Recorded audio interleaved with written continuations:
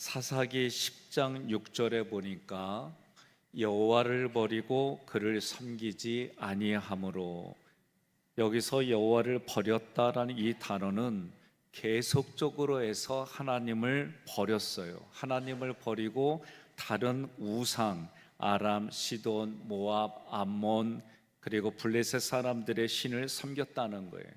그를 섬기지 아니함으로, 이 단어는 하나님께 예배를 드리고 순종하는 것이 하나도 없다는 거예요.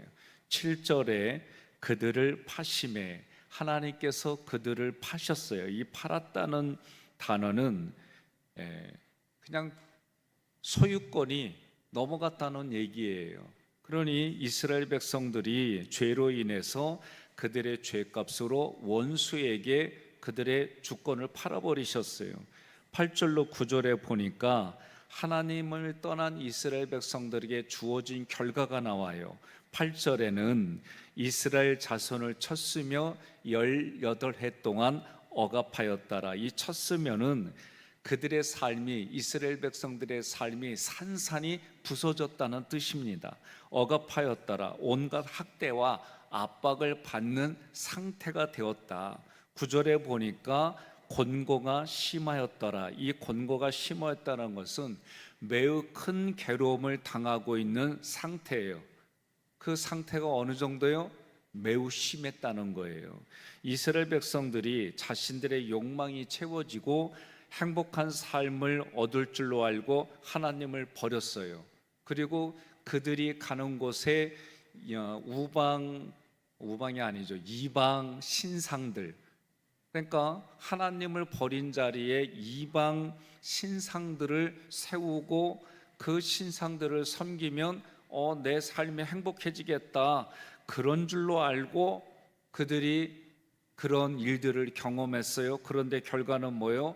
자신들의 삶이 완전히 파괴됐어요. 온갖 학대와 압박을 당해요. 지금 현장에서는 너무 괴로워요. 그러니까 이스라엘 백성들이 그때서 하나님께 돌아오는 거예요. 10절에 주께 범죄하였나이다. 이 구절은요, 말씀에 불순종한 자신들의 죄를 고백하고 회개하는 상태가 되었어요. 13절부터 14절에서 회개한 이스라엘을 향해서 하나님이 말씀하는 거예요. 13절로 14절 함께 봉독합니다. 너희가 다른 신들을 섬기니 그러므로 내가 다시는 너희를 구원하지 아니하리라.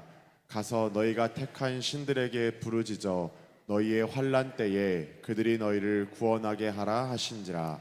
아멘. 이거는 하나님의 의지 결단이 아니에요. 우리가 이런 말 많이 듣지 않았어요? 북한의 정부를 찬양하고 거기 주사파들이 있어요.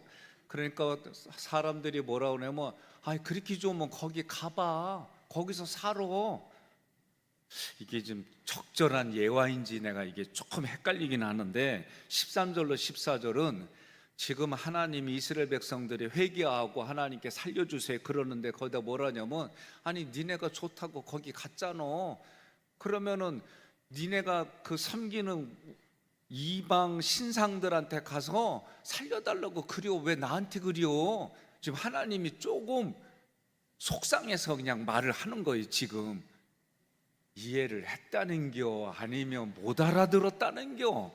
좀 반응이 좀 있어야지. 그러니까 이러한 말씀하신 이유는 뭐냐? 하나님께서 이스라엘 백성들에게 애증이 있어가지고 완전히 내가 잘라버리겠다, 그런 의미가 아니에요. 아셨죠? 예? 그래서 하나님은 이제 이스라엘 백성들에게 뭘 알겠냐? 우상이 헛되다. 예? 우상이라는 게 뭐예요? 쉽게 말하면 성경이 말해주는 건 사람들이 만들어낸 창작물에 불과하다. 그런데 거기에 생명이 없는 데 가서 거기다가 머리 조아리고 피나이다 그러고 살려달라고 그러고 거기다가 애꿎은 음식물 갖다 놓고, 나는 말이요, 인천에 어쨌든 인천도 이렇게 바닷가잖아요. 그러면 가끔 바닷가를 이렇게 보면 사과부터 배부터 좋은 과일들이 있어. 그럼 나는 그냥 집어 먹었지 뭘. 응? 아니 많은 분들은 그거 뭐 먹으면 안 된다는 둥 뭐 저주 받는다는 둥 그러는데 나 그거 먹었는데 목사 잘만해. 응? 그러니까 사람들이 만든 창작물에 불과한데 거기에 머리 수가리고 이러고 있으니 하나님 보실 때 얼마나 그게 우매한 백성이에요. 15절에 이러한 이스라엘 백성들이 15절에 자기들의 죄를 고백합니다. 하나님께서 보시기에 좋을 대로 행하십시오. 그러나 이번만은 살려주십시오. 그렇게 지금 이스라엘 백성들이 매달리는 거예요. 16절에 백성들이 이방 신들을 버리고 하나님을 섬깁니다. 결단입니다. 하나님은 이스라엘의 곤고로 말미암아 마음에 근심하니라. 그 마음에 하나님이 어떻게 할까? 아이고 이 우매한 백성들 하면서 하나님의 마음이 조금씩 돌이키는 거예요. 우리가 한번 깊이 생각해 봅시다. 여러분들은 어떠세요? 내게 좋아 보이는 길, 그 길이 율법의 길, 행위의 길, 공로의 길, 이러한 길이 행복이 아니에요. 죄로 인해서 죽음과 고통밖에 없어요. 그 길에 있는 죄인들에게 하나님께서 자신을 알려주시는 거예요. 하나님은 나는 이런 하나님이다. 나는 이런 걸 싫어한다. 나는 예배 드리는 걸 좋아한다. 그렇게 자기를 나타내 주셨어요. 그렇게 나타나 주셨음에도 불구하고 이스라엘 백성들이 눈에 보이는 대로, 귀에 들리는 대로, 마음에 좋아하는 대로, 그러니까 심리적인 데를 보면은 육안이에요. 육신의 정욕, 안목의 정욕, 이생의 자랑. 우리들은 여기에 딱 온도가 맞춰지면은요 누구도 여기에서 온전한 사람이 아무도 없어요. 내 눈에 좋은 대로, 내 귀에 들리는 대로, 내 마음이 원하는 대로. 심각해요. 그런 거 할 때는 어떻게 해요? 하나님 잠깐 눈 감아 주세요. 그런 마음으로 범죄를 쉽게 저질러요. 또 사람들 마음에는 그럴 때만 하나님과 나의 관계를 살짝 꺼나, 그리고 자기를 해. 이게 오늘날이나 과거의 이스라엘 백성이나 차이가 없어요. 하나님은 그들의 죄를 위해서 구약에서는 어떻게 했어요? 죄를 용서해 주는 대신에 동물들이 제물로 죽었어요. 그래서 안타까워했어요. 오늘날 개 키우는 분들한테 제가 한번 일부러 여쭤봐요.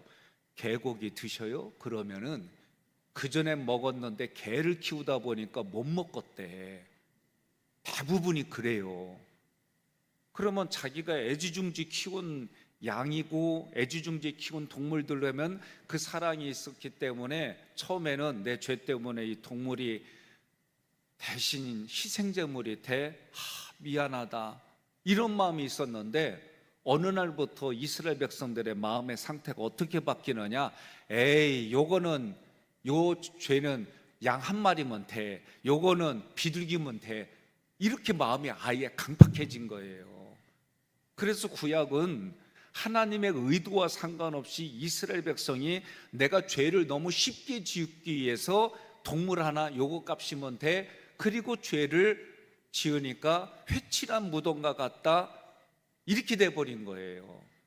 그래서 신약에 와서 구약에 오실 예수님을 상징하는 이 동물들의 피값이 전혀 우리들 속마음까지 해결하지 못하는구나. 그게 구약에서 드러난 실체예요.